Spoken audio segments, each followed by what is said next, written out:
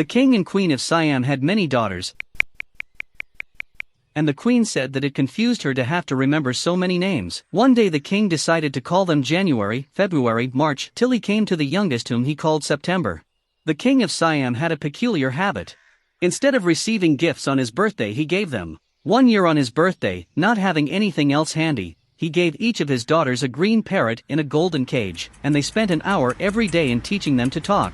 Presently all the parrots could say God save the king and Pretty Polly. But one day when Princess September went to say good morning to her parrot, she found it lying dead at the bottom of its golden cage. She burst into a flood of tears, and nothing that her maids of honor could say comforted her. She cried so much that the maids of honor told the queen, and the queen said, "Tell her to stop this nonsense. Put her to bed without any supper." So they put Princess September to bed as quickly as they could and left her by herself. And while she lay in her bed, she saw a little bird hop into her room. Then the little bird began to sing, and he sang a beautiful song all about the lake in the king's garden, and the willow trees that looked at themselves in the still water, and the goldfish that glided in and out of the branches that were reflected in it. When he had finished, the princess was not crying any more. That was a very nice song. Would you care to have me in place of your parrot? It's true that I'm not so pretty to look at, but on the other hand I have a much better voice. Princess September clapped her hands with delight, and then the little bird hopped on to the end of her bed and sang her to sleep. When she awoke next day, the little bird was still there, and as she opened her eyes he said, "Good morning." Now I want to show you to my 8 sisters. Then she went through the palace and called on each of the princesses. And for each of them the little bird sang a different song. But the parrots could only say God save the king and Pretty Polly. At last she showed the little bird to the king and the queen.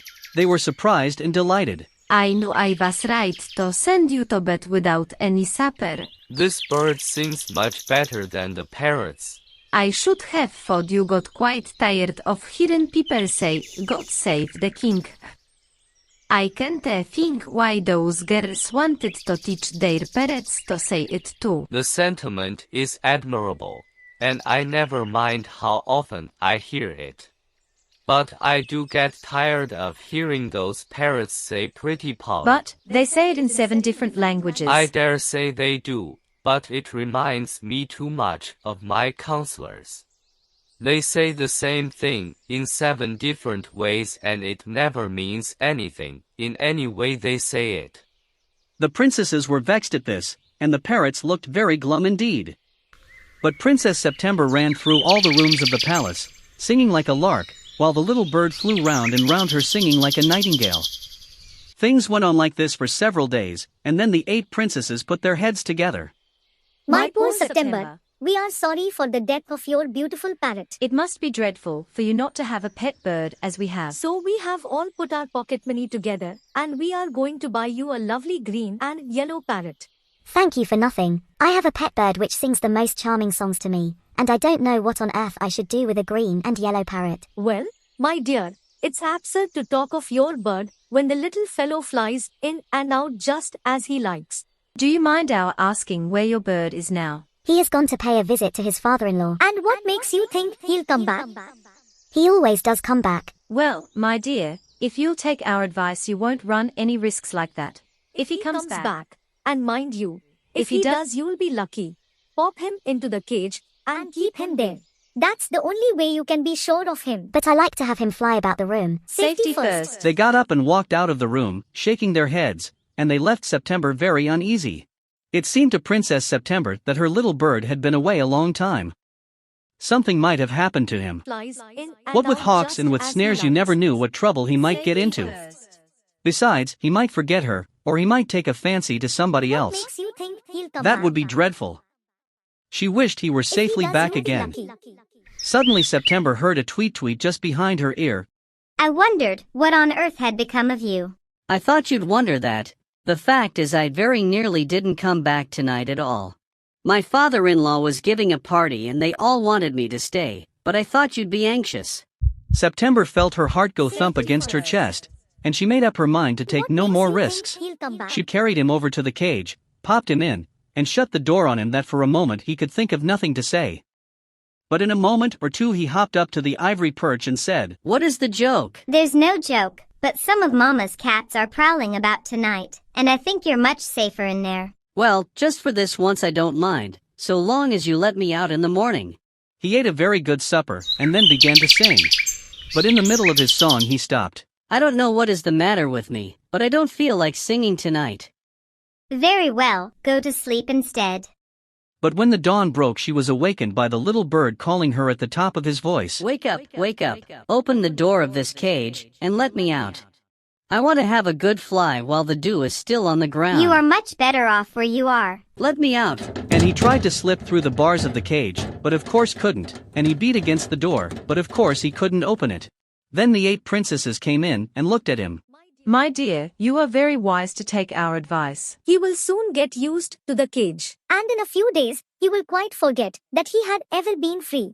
But as soon as they were gone he began to cry again. Let me out, let me out. Don't be such an old silly. I've put you in the cage because I'm so fond of you. I know what's good for you much better than you do yourself. Sing me a little song, and I'll give you a piece of sugar. But the little bird stood in the corner of his cage looking out at the blue sky, and never sang a note. What's the good of sulking? Why don't you sing and forget your troubles? How can I sing? I want to see the trees and the lake and the green rice growing in the fields. I'll take you out every day. It's not the same thing. The rice fields and the lake and the willow trees look quite different when you see them through the bars of a cage. The bird wouldn't sing a song, and he wouldn't eat a thing. The princess was a little anxious at this, and asked her sisters what they thought about it. You must be fun. But if he won't eat, he'll die. That would be very ungrateful of him. He must know that you are only thinking of his own good. If he is obstinate and dies, it'll serve him right, and you'll be well rid of him. September didn't see how that was going to do her very much good, but they were 8 to 1 and all older than she, so she said nothing. Perhaps he'll have got used to this cage by tomorrow. And next day when she awoke she cried out good morning in a cheerful voice. She got no answer.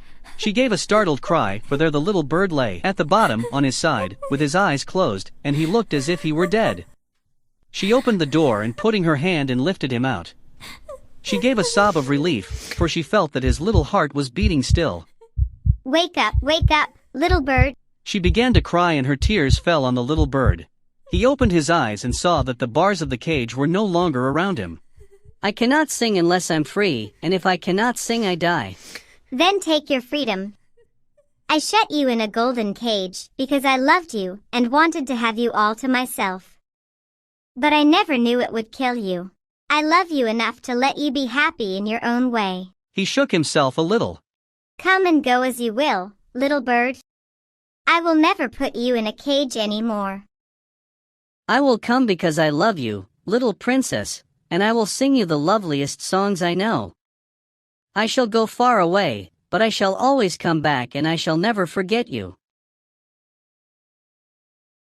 But the little princess burst into tears, for it is very difficult to put the happiness of someone you love before your own, and with her little bird far out of sight she felt, all of a sudden, very lonely.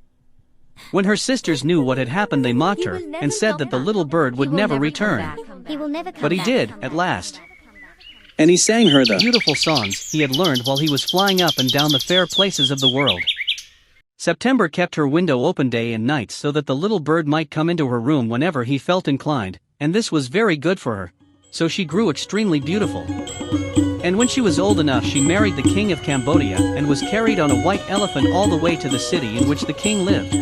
But her sisters never slept with their windows open, so they grew extremely ugly, as well as disagreeable, and when the time came to marry them off they were given away to the king's counselors with a pound of tea and a Siamese cat.